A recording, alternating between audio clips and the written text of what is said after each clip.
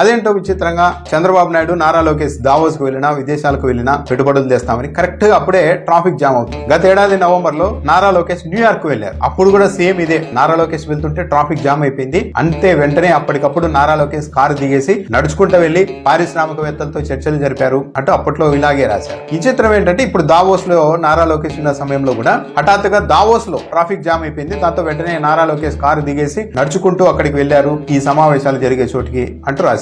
New York లో కావచ్చు ఇప్పుడు కావచ్చు చూస్తే మొత్తం ఒక కెమెరా అన్నది నారా లోకేష్ ను వెంటాడుతూ వెనుక ముందు రకరకాల యాంగిల్స్ లో ఆయన ఎలా వెళ్తున్నారు అన్నది కూడా రికార్డ్ చేశారు. అసలు అనేక మంది ముఖ్యమంత్రులు, ఈవెన్ తెలంగాణ ముఖ్యమంత్రి, తెలంగాణ మంత్రులు వెళ్ళినా కూడా ఎవరికి కానీ ట్రాఫిక్ జామ్ ఒక నారా లోకేష్ కు చంద్రబాబు నాయుడుకి ఎందుకు అవుతోంది? పబ్లిసిటీ